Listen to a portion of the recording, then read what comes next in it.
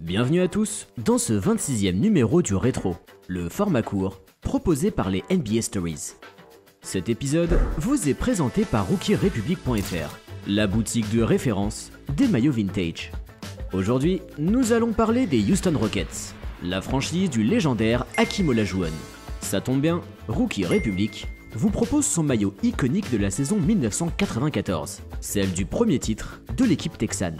Pour faire plaisir à vous-même ou à vos proches, obtenez 10% de réduction sur cette pièce de collection en utilisant le code promo LERETRO26. Débutons notre aventure à New York en 1947. La franchise des Knicks jouait alors seulement sa deuxième saison dans la BAA, ancêtre de la NBA. Si la saison 1947-1948 ne resta pas dans les annales sur le plan sportif, elle compte toutefois un fait historique d'importance. Il s'agissait là de la première fois qu'un joueur non blanc participait à un match de basketball professionnel, l'américano-japonais Wataru Misaka.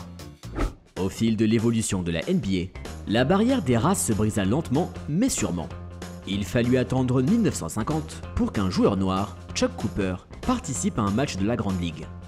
L'arrivée en masse de joueurs afro-américains permit à la NBA d'améliorer sensiblement le niveau de jeu proposé, désormais bien plus rapide et athlétique. En 1980, la grande majorité des joueurs de la ligue étaient noirs. Mais du côté des Asiatiques, il n'y en avait eu qu'un seul drafté depuis Wataru Misaka, Raymond Townsend, d'origine philippine. Alors que la NBA connut une explosion de popularité à la suite des JO de 1992, l'ingénieux David Stern tourna son attention vers un autre horizon à la croissance folle, la Chine.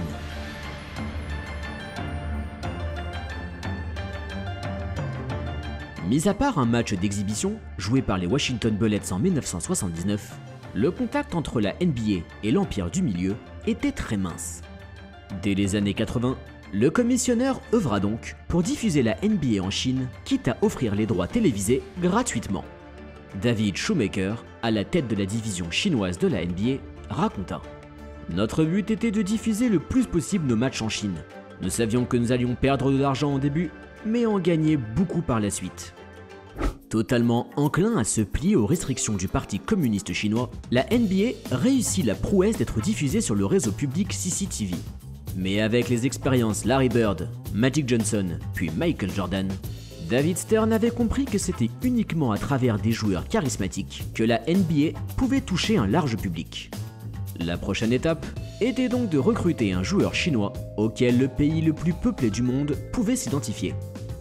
Il fallut finalement attendre 1999 pour voir la draft en 36e position du premier joueur chinois, Wang Zizi. Problème, personne ne savait tout sur lui, même pas Pierre Perret. Le joueur sciera principalement le banc des Mavericks de la saison 2001 et quitta la ligue après 5 saisons sans relief. Il nous faut maintenant voyager à 240 miles au sud de Dallas pour enfin découvrir celui qui métamorphosa la NBA. Alors que l'icône Hakeem Olajuwon fut honteusement transféré à Toronto en 2001, la franchise des Houston Rockets chuta au classement de la conférence Ouest. Après les saisons à succès des années 90, l'heure était désormais à la reconstruction pour l'équipe texane. En tête d'affiche de ce projet se trouvait Steve Francis, un joueur qui s'était déjà fait remarquer pour sa tête brûlée. En 1999, Francis fut au cœur d'un scandale lorsque, fait rarissime, il refusa de jouer pour les Vancouver Grizzlies, qu'il avait pourtant drafté. La raison évoquée par le rookie, son désintérêt pour le Canada et surtout la volonté de Dieu. C'est donc finalement à Houston que Francis posa ses bagages. Si le meneur démontra des qualités certaines sur les parquets, il confirma également son manque d'intérêt pour le jeu en équipe.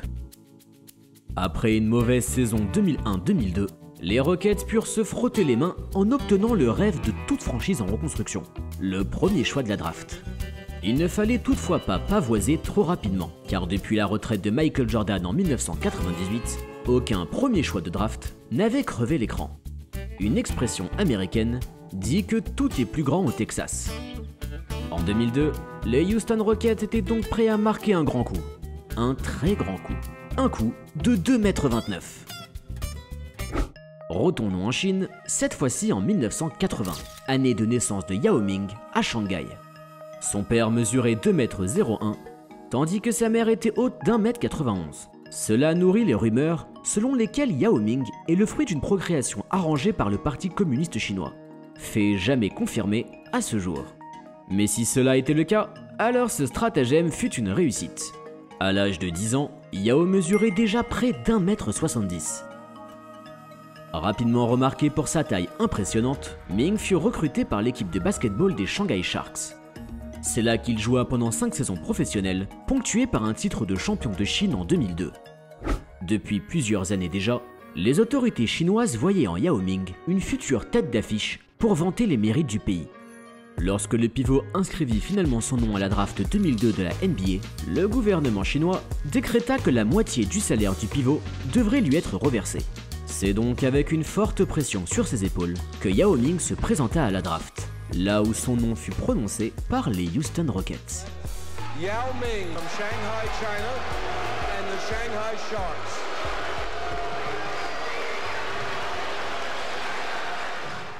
Can you fully comprehend for yourself, for Chinese basketball, and for the NBA, what it means to be the NBA's #1 overall pick?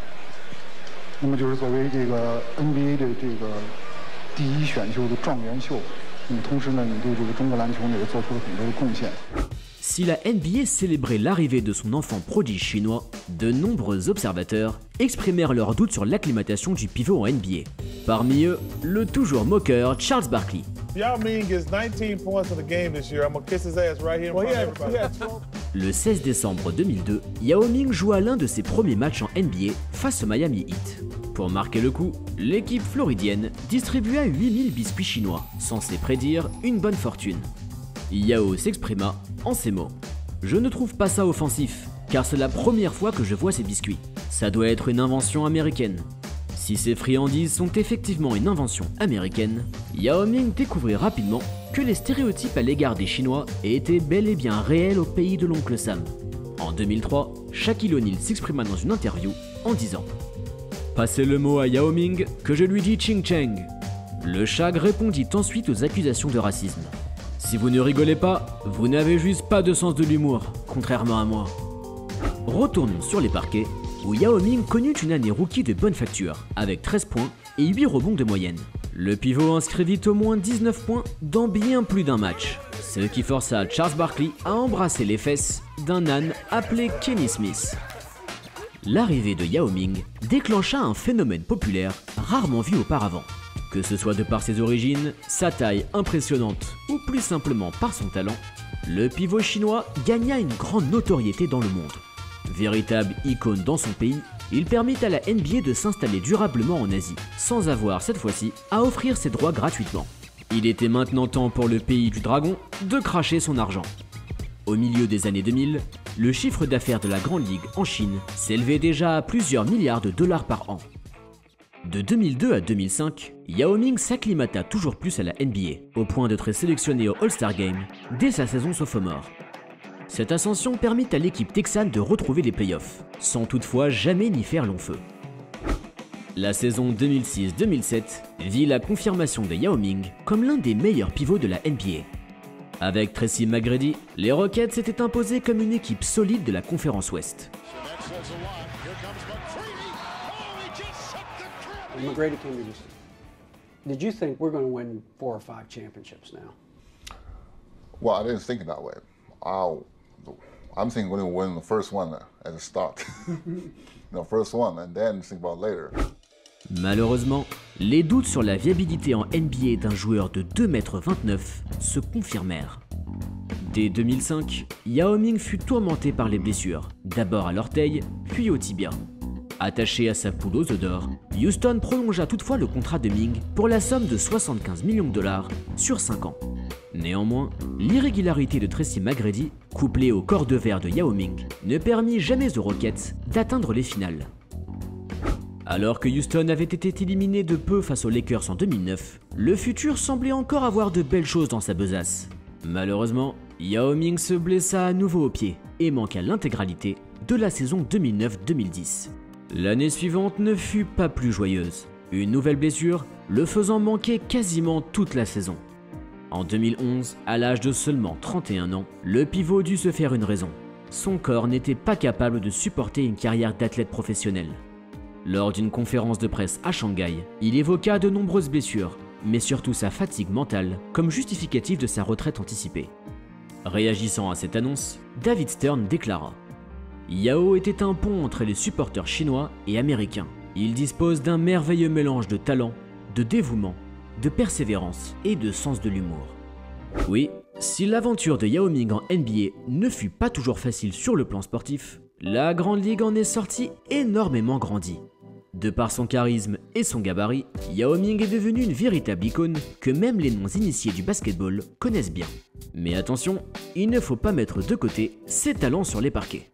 Shaquille O'Neal se remémora son confrère en disant « Yao était très agile. Il pouvait tirer de loin comme de près. Et s'il n'avait pas eu ses blessures, il aurait pu être dans les 5 meilleurs pivots de tous les temps. » Opening up doors for Chinese basketball players to come into the NBA and for their youth here in China to believe that it's possible to achieve the dream of being an NBA player. I mean, all that started from Yao. Malgré sa carrière finalement assez courte, Yao Ming se vit intronisé au Hall of Fame en 2016, bien aidé par son énorme renommée en Asie. Son maillot fut également retiré par les Houston Rockets en 2017. Jusqu'à aujourd'hui, la franchise texane est l'une, sinon la, plus populaire en Chine. Géant au grand cœur, Yao Ming a permis à des millions de personnes à travers le monde de découvrir la balle orange. À l'instar de Michael Jordan ou Magic Johnson, le pivot reste un personnage dont la renommée a traversé les générations. Oubliez les Lakers, Pistons ou autres Spurs. Dans les bureaux de la NBA, les années 2000 étaient la dynastie de Ming.